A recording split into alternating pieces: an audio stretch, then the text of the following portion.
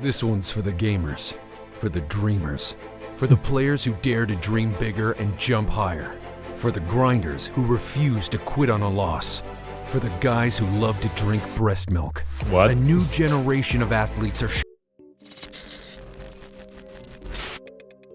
Overwatch's many scandals. Now, Overwatch is one of the video games of all times, and Blizzard Entertainment has spent just about every single second to ruin it and most of their IPs. Only just yesterday, some changes happened where the creators, I guess, decided to update the ages of the different characters in Overwatch, and fans lost their mind because of the inaccuracies in the lore that was pre-established. Something that makes me believe that there is either no overarching lore master for Overwatch lore, that despite creating some Japanese-inspired characters that no one has heard from the book of Akira Toriyama and learned not to work with either power levels or including unnecessary numbers into your framework, because here's a little tip: unless you can do the math, your fans are always going to do the math better than you, because they are so invested in the lore of these Pixar-esque looking things that are so beautiful, to the point where I would not be surprised if there is a fan out there that is working on something on the scale of, let's say, Team Fortress chooses Amethyst Blue. But I digress, perhaps due to the now incredibly negative opinion on the game, that might not happen. But there is a place where animators are working overtime with Overwatch, and that is definitely that part that rhymes with this drum solo. You know how to do it. Well, that's two. I guess the third will be that they might just not care. But last time I checked out the World of Warcraft's Many Scandal by ManyKudos. This time around we have something here on Overwatch. Let's jump into it. Blizzard's premier competitive team shooter has had quite the rise and fall. Overwatch started out as a polished piece of plastic shaded passion and topped the lists of most played games and most searched terms on adult video sites. Today, the game is a confusing mess of God damn it. I was looking at the different title on the chart and didn't see the most yankable on top. Yeah. Microtransactions, arbitrary sequels, and a competitive scene that Blizzard has covered with C4 and just can't quite decide whether or not to pull the trigger. These are the many scandals of Overwatch. Second win was a team in Overwatch's Contenders League. The minor league for major players hoping to get scouted into a minor role of Overwatch's major league. Second win found themselves with a massive chode-shaped hole in their roster after loading controversial player Kolyuj into a trebuchet. Luckily for them, they managed to find a regular size chode-shaped replacement in just 4 days. Ali. Followers of the Overwatch competitive scene were immediately skeptical of Ali.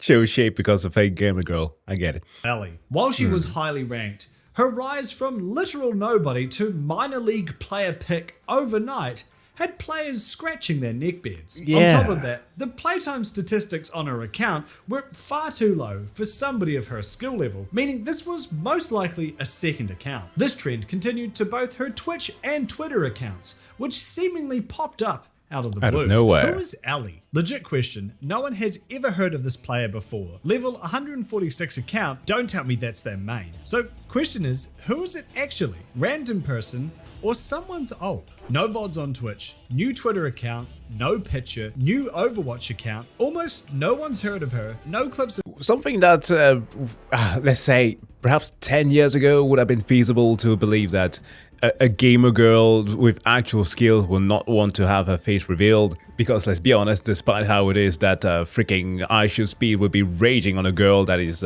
literally kicking his ass. Calm down. Damn, bro, shut up, bro. I know how to play this game. I'm not a noob, all right? God Obviously damn. you don't know how to play the fucking game. What? What? Beanju? Is a bean talking to me? Is a female talking to me? Hearing a female's voice 10 years ago would have triggered anybody within any video game. You know it's true. But 4 years ago, I don't see that as being a thing anymore. Perhaps there might still be cases, but goddamn, they are more likely to show their face and more to boot to get that gamer cred. Of her in other streamers' games. I'm I'm sorry, I'm not going to read a Twitch emote. This will be a disaster for all girls looking to go pro if it's found out to be a facade. It's already hard enough for them to be taken seriously when they're actually deserving of recognition. Despite these discrepancies, many players felt that this level of scrutiny was due to her gender. For reasons that modern science can't explain, many women don't feel comfortable in the competitive gaming scene. And Ali being one of the few women to break into the minor leagues was seen as something to celebrate. Man, I wish her luck. If this thread is any proof, she's going to be heavily scrutinized and have to fight the notion that she got on because of connections to the team and not raw talent. Amidst the scrutiny, a throwaway Reddit account by the name of Embarrassed Bad Zero attempted to stoke the fires with some scandalous accusations posted to the Overwatch TMZ subreddit, which has no right to exist. They claim that Ali is in fact Punisher, another top 500 player and part-time owner-operator of a real penis. As in he's a guy. Their evidence was that Ali and Punisher primarily play similar heroes and have similar stats within those heroes. Embarrassed Bad Zero also notes that Punisher had posted screenshots of a Discord conversation from Ali's point of view. Okay, so understandably they go to stoke the fire, but who has the time to stalk people like this? Punisher claims that he was supplied these images by Ali. Embarrassed Bad Zero points out that the timeline of when Punisher claims he received the images and when they were actually taken doesn't line up. Still, with the throwaway Reddit account's obsession with Ali bordering on creepy and a passive-aggressive comment style that won them no friends, most people disregarded these claims. But what would drive some random Redditor to obsess over something so trivial? I know. Besides misogyny. Being a Reddit. Let's talk about those or screenshots. that. They show a private Discord conversation between Ali and a user named Haunt. Haunt was an infamous Overwatch competitive player who had had their entire computer banned from playing Overwatch earlier that year for repetitive toxic behavior. Many people read this conversation as Haunt being a creep and getting rejected, which, given his past actions, wasn't an unreasonable assumption. But to me, it reads more like Haunt thinks Ali is someone else and is desperately trying to catch her in the lie by having her talk to him on voice chat or send him a picture. Don't get me wrong, Haunt seems perfectly capable of being a pest in his own right, but these messages are thirstier than a Genshin player at a desert preschool. The other reason...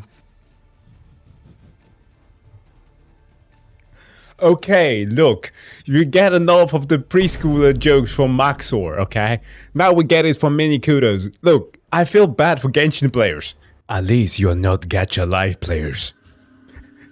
that is, is because Haunt was Embarrassed Bad Zero. You see, Haunt and Punisher hated each other, which explains why he was obsessed with exposing Ali as being Punisher. But the real evidence that Haunt is Embarrassed Bad Zero came from a comment they made under one of their posts, and an argument with Punisher over the Ali and Haunt screenshots. They say, also, yesterday was Friday, and the screenshots you posted were of last Wednesday. Where are the messages I sent you yesterday? So wait, you're admitting that you're Haunt now? Doesn't that make you the unbelievably stupid one? 2 minutes after being called out by user Kitty with Claws, Haunt realizes what he's done and completely deletes the throwaway account. Despite this embarrassing back and forth, Haunt wouldn't have to wait long to be vindicated. About a week later, Ali would host her first stream, and people were not impressed. Her skill level was much lower than you'd expect from someone of her rating, and she supposedly lost every single game that she played. Unsurprisingly, there was also no face cam, rat cam, or mouse cam in order to prove that there was a set of feminine digits behind the wheel. People theorized that whoever, or whatever, was behind the Ali account was playing with the mouse sensitivity cranked up to maximum in order to mask their actual ability, with Punisher already suspected to be the person behind the account. Tweaking their sensitivity would alter their playstyle and make it more difficult to compare the two side by side. Instead, they were clearly uncomfortable playing this way, and their aim was wildly inaccurate as a result. It's possible that they were inspired by Grigori, one of the only other female Overwatch pros, who plays the game with a high mouse sensitivity. I like the idea of them trying to rack their brains, trying to figure out how do women play Overwatch differently and just settling on turning up the God damn, that's dumb. That is so dumb. mouse sensitivity. In yet another futile attempt at convincing the masses of her legitimacy, Ellie did speak during the live stream, something that pro player Dafran believes is also fake. Dude, what I think is happening right now is someone is playing on this account and Ellie is talking right beside him. With Ellie becoming a bit more trouble than they'd signed up for, Second Wind fired up the trebuchet yet again and she was flung over the Mexican border. Unfortunately, due to some unforeseen reactions, Ellie has opted to step down from the team. We hope you continue to support her in her adventures in Overwatch, as we will. So wait a minute, they never figured out if he was a guy or not. Oh, so he's still a mystery. Wind's presumably flatulent owner, Justin Hughes, later expanded on them leaving. When we brought her onto the team, people acted like we had brought on a symbol of empowerment. I get that people meant well, but on one side, we had people questioning her legitimacy, issuing threats, etc., while on the other hand, we had people acting like they had found their messiah. Between needing a player to live up to huge expectations and having to question their own safety, it seems that the Overwatch community isn't ready to just view a player as just a player. We wanted a player, but it seemed like the public wanted something else. Overwatch streamer Aspen would later announce that the accusations were correct. Ellie is not Ellie. The whole situation was meant to be, in a way, like a social experiment. Ellie is actually Punisher, and he told me yesterday. Blizzard themselves would later confirm that the Ellie account was not who they claimed to be. This only made Second Wind's hiring process more bizarre. That spiraled into Second Wind inviting her onto the team without trying her out, without asking about who she was or what her background is or what her name is or any information about who this person is. They didn't like. I find that to be one of the dumbest points that people tend to make. It's like the situations of like people going out of their way. What was it last year? Some dude went on a dating app targeting the Brooklyn area, starting to date a bunch of girls using AI, trying to capture their attention, and later on dumping them. And while he was being accused of being the way that he was, he claimed that he was all a social experiment and all that. Like, that's one of the stupidest things. Like, when you do something that is clearly awful and be like, ah, no, I was just trying to understand how you will react to it. Like, dumbass, come on. Like, even do a full scrimmage, which is where you can hear communication constantly in a game, because you need to talk, and especially in Overwatch, you need to talk like all games between all the players. Punisher's motivations have long been speculated on. These vary from, it was just a prank bro, to some commentary on affirmative action.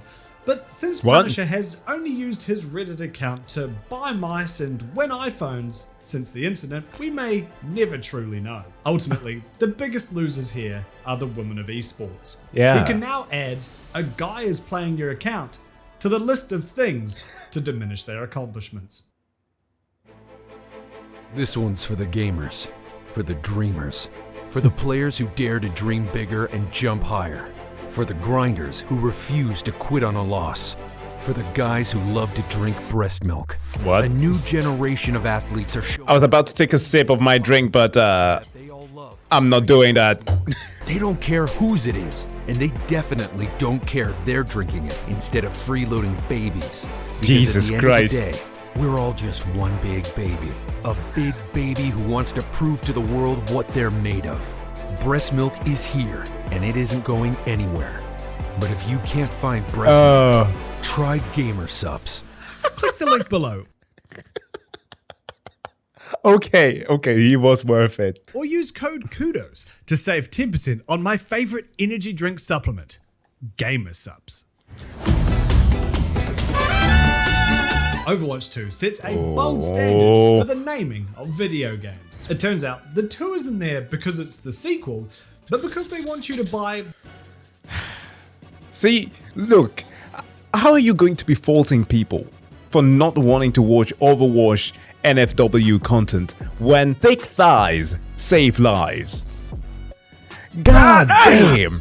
I mean, oh my god. Never in my life have I needed something so much and never known until I received it. Might be robotic, I don't give a damn. Muscle mommy and Jesus Christ. The 2 isn't there because it's the sequel, but because they want you to buy the first game. Twice. First announced at the Cosby Suite 2019. Its main selling points were updated visuals of varying quality and replayable co-op PvE missions, complete with character levels and talent trees. Overwatch 2 would also feature new maps, new blender models for hentai, and new game modes. But right. Also, Overwatch already did try to have PvE missions included. They tried it out. It wasn't perfect, but people liked it. Why couldn't they just design on something that easily? They were doing all of that for free in Overwatch 1, so I hardly count that as some bold new feature. It was also announced that Overwatch 1 and 2 players will play together on the same maps, making Overwatch 2 more of like an optional purchase for people interested in the PvE mode. You will get to play on all of the same maps as Overwatch 2 players, including all of the brand new maps that are coming to Overwatch 2, and you will get to play with all of the same heroes as Overwatch 2 players. It will be a shared multiplayer environment where no one gets left behind. How many were left behind? Cue in the suspicious Nick Cage look right now. For those of you who may catch that reference, let me know in the comment section below. Well, following the word that he said. Overwatch 2 immediately slops its way towards release, and players are starting to worry. Already, Blizzard has gone against their promise of letting Overwatch 1 and 2 players coexist in peaceful harmony, with Overwatch 1 players now being forced to upgrade. This wasn't so bad, as Overwatch 2 was now free to play. But of course, that also means that Overwatch 2 was now free to play. So I wouldn't trust them for a day. After what they did with Warcraft Reforged. No. something that Blizzard would no doubt take full advantage of. The game finally dribbles out of Blizzard, and like so many game launches we've covered on this channel before, it's a disaster. In addition to the classic concoction of massive queue times, bugs, and error codes, Blizzard managed to add in a dash of classism into the mix in order to weed out all of the poor people who won't be spending any money on the in-game cash shop. Blizzard added in the arbitrary qualification of attaching a non-prepaid phone number to your Battle.net account. What the Pinchiling. That's crazy. But what the hell is this added right here? Release this new Diva skin as an apology. According to Blizzard, this was done to limit cheating and smurfing, as someone trying to circumvent a ban by starting a new account would also have to sign up for a brand new phone plan. Of course, with prepaid phone numbers being more flexible and affordable, this only limited the amount of poverty-stricken gamers who could play this supposedly free game.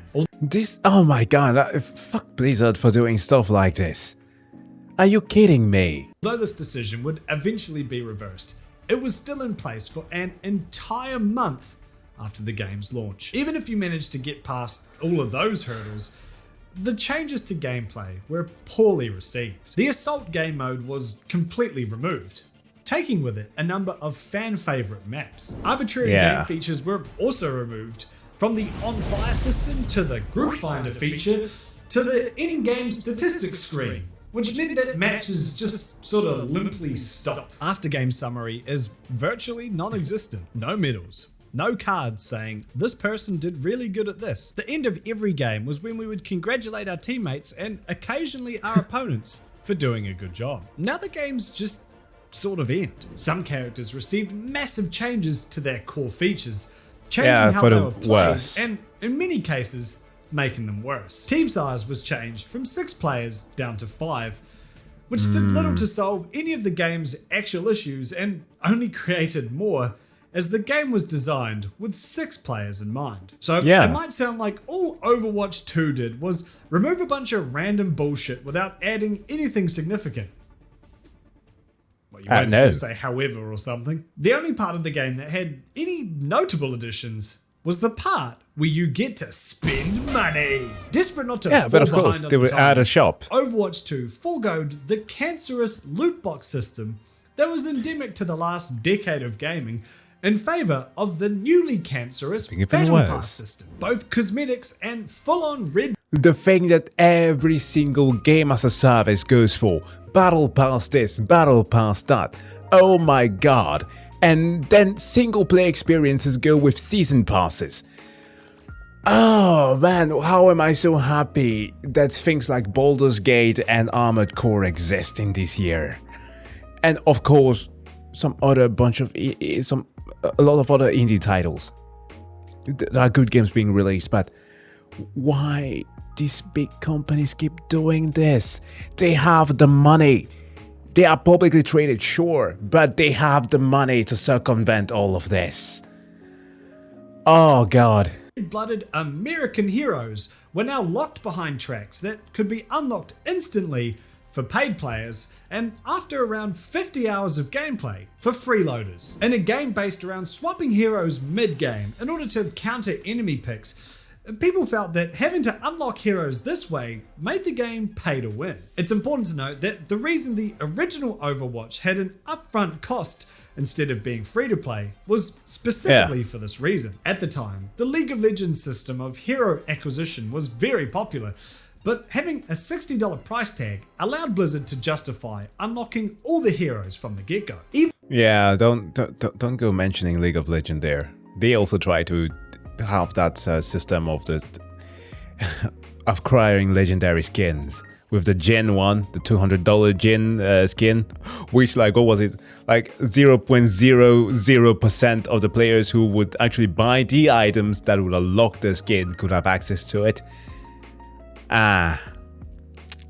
Yeah, Riot Games, you don't goof on that one too. Even Overwatch 2's cosmetics, aka the microtransaction we've begrudgingly allowed to infest our games, are total bullshit. With legendary skins now costing around $20 each, it would take a brand new player with nothing unlocked $12,000 to unlock all of the skins from Overwatch 1. Even if you weren't a new player, there's a chance that you'd be treated like one anyway, with a number of Overwatch 2 vets reportedly losing access to heroes that they already unlocked, or being unable to migrate their account entirely. Remember what I said? There'll always be a player or a consumer that does the math better than you. So call the bullshit. Ironically, after years of hatred towards Overwatch 1's loot box system, players of Overwatch 2 would look back on it fondly. So, what about the PvE? You know, the only thing that Overwatch 2 had to show off? That never came out. Overwatch 2 was released only with its PvP content, and even that barely worked. Blizzard announced that the PvE content was taking longer than they'd like, but they only want to release it when it's in a state that they're happy with. While I suppose this is commendable, it should be noted that the PvE was the only major update to Overwatch 2. This means that it was the main reason why Overwatch 1 faded from relevance after years without a significant update. Something that Blizzard themselves have admitted to. Oh my god, that was such a nice edit there within the ice where he changed the frames. The frame rate. Dope. Half a year after Overwatch 2's release, Blizzard bops a drum shell on the community. The hero missions, which were the premier repeatable PvE missions, complete with character levels and talent trees, were being axed from Overwatch 2. With everything we've learned about what it takes to operate this game at the level that you deserve, it's clear that we can't deliver on that original vision for PvE that was shown in 2019. And therefore, we're removing the one thing that may just hint to that. What that means is that we won't be delivering that dedicated hero mode with talent trees, that long-term power progression.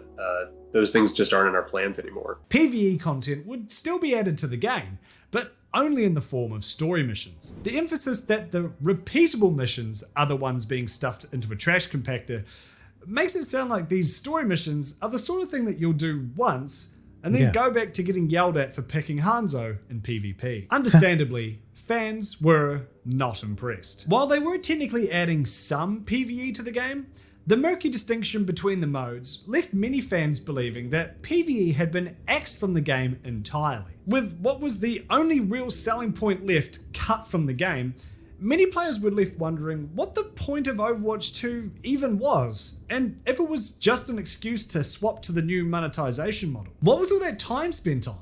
Why are we even here? Yeah. What's the point of anything? Actually, so depressing watching all of your hopes for this game wither in real time. All the game trailers feature PvE, hero customization, and more of the stuff they just cancelled. Yeah, I mean, think about that. They've created something that is so massive. All of the beautiful cinematic that they keep on showing for every single characters, the story shorts, the comic books that they created around it. You have an entire lore system, an archive of it. Why don't you make the one thing that you are very good at, making cinematic experiences? Blizzard. Battle passes must sell well. So why did they kill Overwatch 1? Why did Overwatch go years without content? What is even going on at this company? Apparently the talent system wasn't entirely wasted, as it seems as though they repurposed a number of talents for character abilities in an update that came out on April Fool's Day. If you guys remember, one of the craziest parts about all of this is the fact that on April Fools, they did a lot of ability tweaks that I was saying, hey, aren't these just Overwatch 2 talents? I guess these are like sneak peeks of talents coming. No. It turns out that they literally were abandoning talents, and the one thing they could do out of it was make them a literal joke. In order to make it up to players, Blizzard announced that these story missions would cost $15 to play. No, wait, sorry.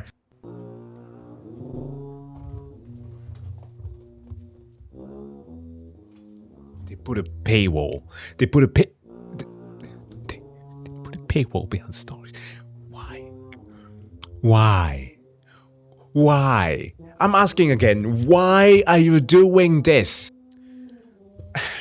I understand that a lot of people have invested hours upon hours and dollars into games like this, but when a company treats you this way, axe them out of your list. This is despicable behavior. I meant to say, in order for Bobby to make a down payment on a new yacht, these story missions would cost $15 to play. As of time of writing, the 3 story missions have yet to release, so it's unknown whether or not this price tag, along with the years of development time, have been worth it.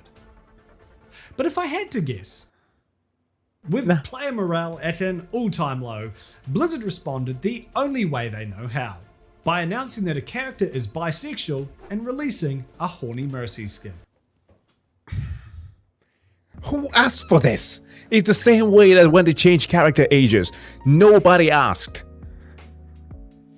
It's like, you know what? It's like they don't know what to do at their work, which we already know that they don't, especially with what happened with the alleged Cosby suite and the office crawl and all the bullshit they were doing. They're harassing women and all that. I now understand why he said breast milk in his ad. We're really stealing the breast milk for this one. A meme that will never disappear. But it's like someone doesn't know what to do at their work and we're just trying to do the bare minimum. And we're like, oh, let's just appeal to something that is hot right now. Yeah, social issues. Speaking of, yes, 2016. A simpler age, before the timelines diverged and we found ourselves in the hellscape that we're in today. Overwatch was still in beta, and Blizzard was a company that you were only slightly ashamed to support. During Overwatch's prepubescent playtesting, one tester took to the forums to air out his grievances about a particular victory pose. Let's talk about Tracer. From a marketing standpoint, she's the star of the show. She's a great hero. When we look at the way she's portrayed in promotional media, lore, and art in the game, we know a few things about her. She's fast, she's silly, she's kind, she's a good friend, and her body seems to be comprised of about 95% spunk. Actually, I think I've seen an animation like that. Then, out of seemingly nowhere, we have this pose. I have a young daughter that every day when I wake up wants to watch the Recall trailer again. She knows who Tracer is, and as she grows up, she can grow up alongside these characters. Given that Tracer doesn't utilize her sexuality as part of her personality in the same way that, say, Widowmaker or Bastion does, they felt that this pose was out of place. While I'll be the first to admit that I'm always down to consensually gaze upon a woman's pristine shitter, I have to agree. It just feels... I too. Now, it's like, I can sympathize with that. Like, in the past I would have been like, who cares? But obviously your views change depending on the times. Being a dad now and also having a little girl, she's most definitely going to get into gaming. And yeah, there are certain things that kind of make me feel iffy, especially when a character isn't portrayed as that. Like, if Widowmaker were to pose like that, I would have been like, yeah, the French hoe. That's her MO. But Tracer? It just feels lazy more than anything. Like, they had to fill a victory pose slot and the guy with 18 lewd anime figurines on his desk had to bang it out at 4 PM on a Friday. Still, Phipps' fellow gamers made fun of him for giving a shit and pointed out that multiple characters, both female and male, had similar over-the-shoulder poses. They also noted that it's silly to Right, the thing that all superheroes do. Okay. get mad about a sexual pose in a game around murdering each other for fun. To everyone's surprise, Overwatch Jeff, king of Overwatch, responded by saying, yeah, alright mate, we'll replace the pose. We want everyone to feel strong and heroic in our community. The last thing we want to do is make someone feel uncomfortable, underappreciated, or misrepresented. Apologies. And we'll continue to try to do better. This only made things worse, as people were now mad that Jeff gave in to a bunch of SJW nonsense. Yeah. Or whatever people back in 2016 would say. I find this sort of... Now, do you think that people changed? No, dude, we're using the same nonsense memes. mentality appalling. It's disgusting for someone who does so much good for the game and its community to have to apologize for that. Thank goodness that bad influence for kids is removed. Now they can get back to the child-friendly massacre of people. Isn't that right, Reaper? Fair enough. When you try to make everyone happy, you end up making no one happy. Grow a spine, Jeff. After everyone happy. What? It's a single person. But I get what he means, but... What? For a bunch of deleted backlash, he would clarify, as the game director, I have final creative say over what does or does not go into the game. With this particular decision, it was an easy one to make. Not just for me, but for the art team as well. We actually already have an alternate pose that we love, and we feel speaks more to the character of Tracer. We weren't entirely happy with the original pose. It was always one that we wrestled with creatively. That the pose had been called into question from an appropriateness standpoint by players in our community did help influence our decision. Getting that kind of feedback is part of the reason we're holding a closed beta test. But it wasn't the only factor. We wouldn't do anything to sacrifice our creative vision for Overwatch, and we're not going to remove something solely because someone may take issue with it. In a surprise twist, Jeff Overwatch's solution ended up pleasing pretty much everybody. Inspired by pinup girls, the new pose seemed much more online, with Tracer's... It's good! She's not, like, exclusively showcasing her ass. Yeah. It's still from, well, if you know the origin of it, it's pinup girls, but it's tasteful. Spunky, upbeat character, while still having her loaded dumper on deck for anybody who likes to play video games with one hand. This would go down as the last uncontroversial decision to come out of Blizzard Entertainment. Another one. Alright, this last one is hardly a massive scandal, or maybe it's the biggest scandal yet. In 2018, human meme DJ Khaled played at the Overwatch League. It went about how you'd expect. He asked everybody to put their hands in the air like this, although the enthusiasm isn't quite there. He asks everybody to sing with him before pointing his microphone at the crowd and not singing with them. He does his little dance not once, not twice, but 3 times. Bro, After his pull up your performance, pants. He revealed that he didn't even know it was a gaming event, but that it made him study about how big that platform is. The Overwatch League commissioner also thought they were getting someone completely different. Here's a funny story. You know the DJ Khaled thing? Yeah, when Nate Nanza told me we were getting Khalid, I was like, okay, that sounds pretty sick. Turns out Bobby Kotick must have had brunch in the Caymans with DJ Khaled and just hooked the brother up.